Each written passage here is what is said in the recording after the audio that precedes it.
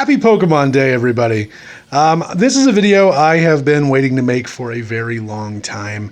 A lot of the pieces didn't fall into place the way I wanted them to, but that's okay. We're going to make do with the time and the ability that I currently have. Now, by the time you're watching this, there's a good chance we've already seen the Pokemon Presents, which means we will know if the rumors about the re-release of the original games are true. We'll know a little bit more about Pokemon Z to A.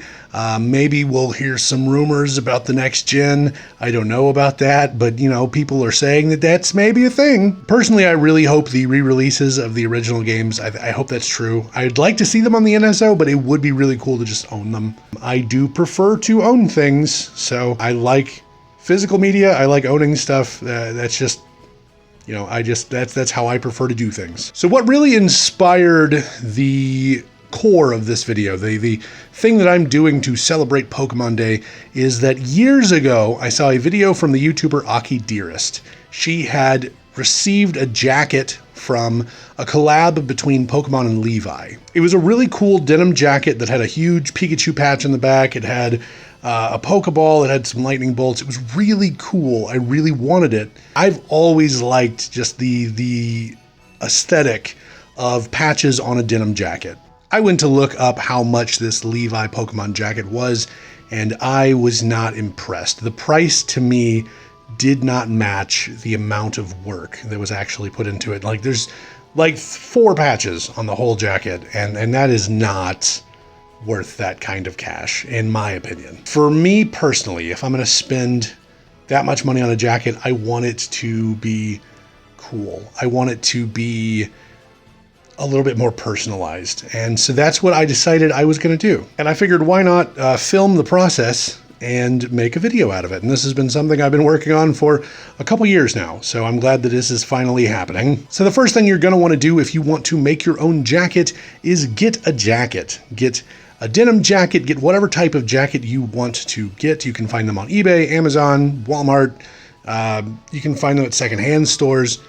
If you are lucky enough to find a denim jacket in your size at a secondhand store, then I salute you, but I am not that lucky. I generally have to buy them new. But I do shop around. I'm not going to just get the first one I see. I'm going to make sure it fits, and I'm going to make sure that it is something that's affordable.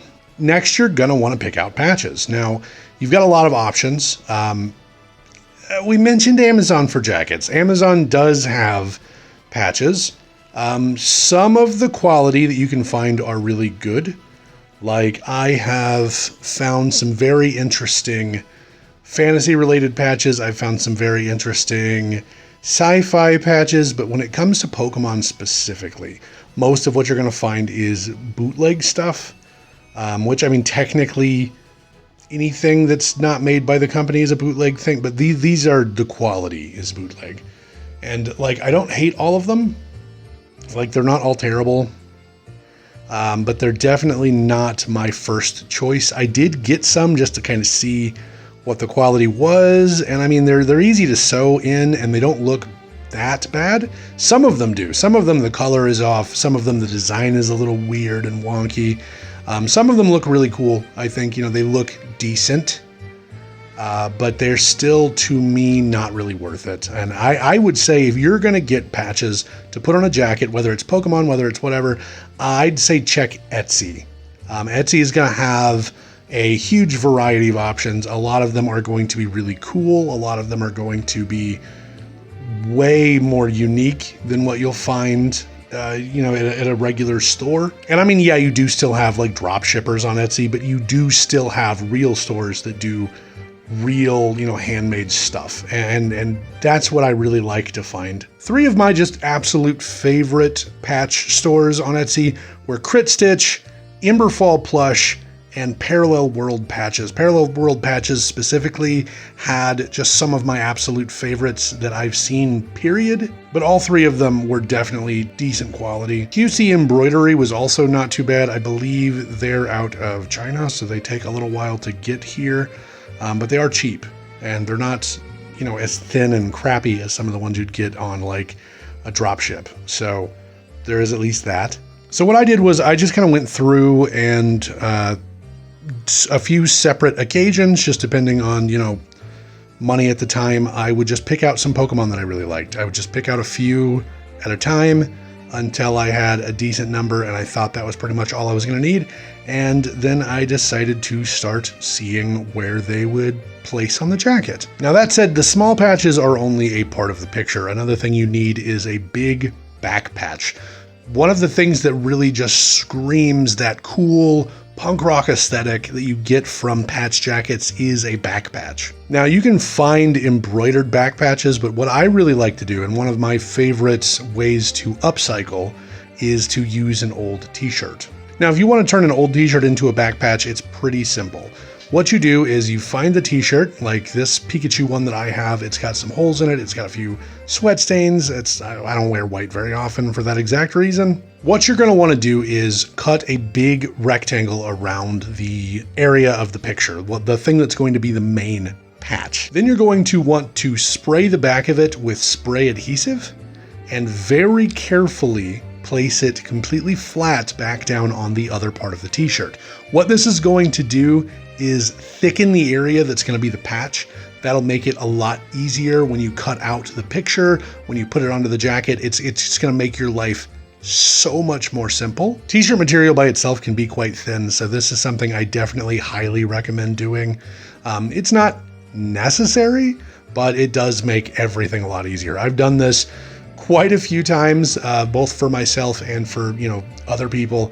And this is something that I definitely recommend. If you're going to do a back patch out of a t-shirt, double layer that fabric. Once that's dry, just cut it out and do the exact same thing. Spray it with some spray adhesive, stick it on the back of the jacket. Now you don't have to cut out just the picture. You could do a rectangle, you could fold it in on itself and give it like a seam.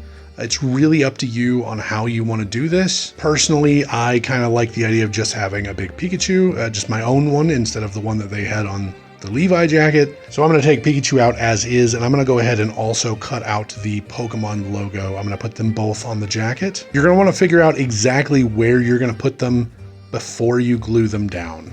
This is important because once they're glued, you can move them. It depends on how much spray adhesive you use. You do some light spritzing, wait for it to get tacky, and then lay it down.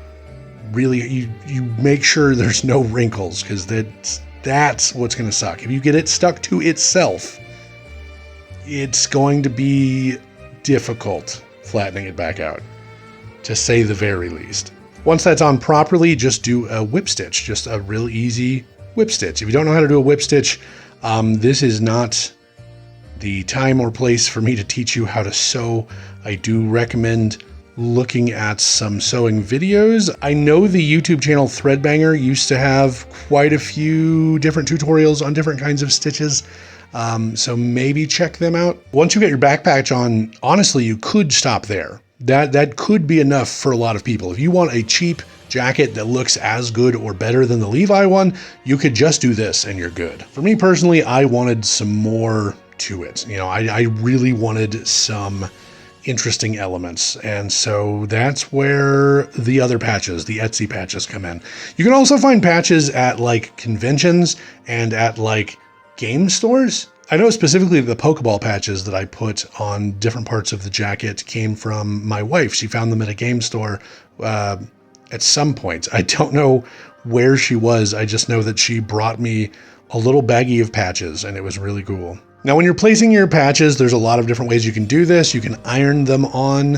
You want to make sure that the heat is just right, because if it's too hot or too cool, it will not properly adhere. If you do not have an iron and you want the quick and easy way to get them stuck into place, you can use either a glue stick. Just a regular glue stick works perfectly. The other thing you can use is liquid stitch. Liquid stitch, I think technically you could do instead of sewing. Like you could use liquid stitch to stick the patches on, and then you don't even have to sew it. Personally, I always still sew. I just like to make sure that everything's on properly. Like I don't want to leave anything up for chance. And at that point, you just keep placing patches in different spots, keep figuring out what goes where. For me, it always kind of turns into a bit of a puzzle. I try a bunch of different things with all of the patches until I figure out a place that I want like one or two of them glue those into place, sew them, and then I start with the next couple. You know, I do it again, lay them all out, figure out what I want to do. And maybe that's the more chaotic way to do it. I don't know. That's how I do it. But it's not a necessity. You also don't need to do them all at once. You can do a few at a time. I don't think this is done, in my opinion.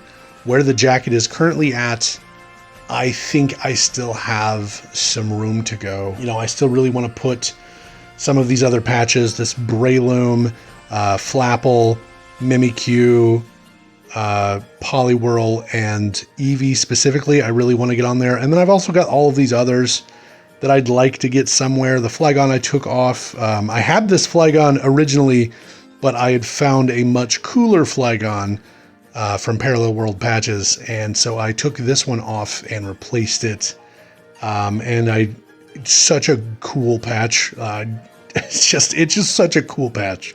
Flygon's my favorite Pokemon, and it just looks wonderful there. But I have all these other ones that I'd like to get put on there. I just don't know where yet. But I still wear it around. You know, this is still a jacket I wear fairly regularly. I really wanted to have it completely done for this video, but February has not been my month. A lot of flu, strep. It has just been one thing after another, and I wanted this video to get done. This would have been the second year in a row that I had been working on this and not finishing it. So I really wanted this to just be finished. This is a video idea I came up with back when they announced Scarlet and Violet. So it's just nice to finally be doing it with what I can. And one of the things that's great about these tips is they are not just for making Pokemon jackets, obviously. One of my other favorite jackets that I wear around is this. It's my GM jacket. It just has some of my favorite fantasy patches throughout. And just like the Pokemon one, there are plenty more that I would love to put on it if I get a chance. Specifically, I have this D&D 5e patch. I have a couple different fantasy book. Like, it just, to me, showcases like how cool, you know, reading fantasy novels are. I've got this cool dwarf patch that I made on Zazzle. I have this Rush patch because Rush, to me, is just very old school sci-fi fantasy. And I've got this pizza because, I mean, like, why not? Pizza's pretty D&D adjacent. And the same techniques that I told you about for the back patch can be used to repair t-shirts. I quite enjoy the band Gygax that is no longer together. Their merch is extremely hard to find. I can't hardly find it anywhere except for ridiculous scalpers on eBay. Luckily, I found one that was a couple sizes too small for like 20 bucks, bought it, did the exact same thing. I just cut out very carefully, put it onto a new shirt, and whip stitched, and it's great. I wear it around. It's just a good t-shirt. But anyway, yeah, so this is my Pokemon drip, so to speak. If you like this video and if you like this jacket, please like, subscribe, ring that bell so you can see the notifications whenever I'm making a new video. If you want to see more DIY related content, this is not something I do very often, but it could be something that I do again if you like it. So, you know, why not? Sorry that I haven't been posting much this month. It has been rough. There are videos that were supposed to be posted in January that I still just haven't even finished at all. There was so much sickness running through my house this month, and it just turned into I needed time. Hopefully next month will be better. Hopefully I'll have more than 2 videos done. But whatever, until next time, I've been Dogface. Thank you guys for watching, and I'll see you next time. Be kind to each other.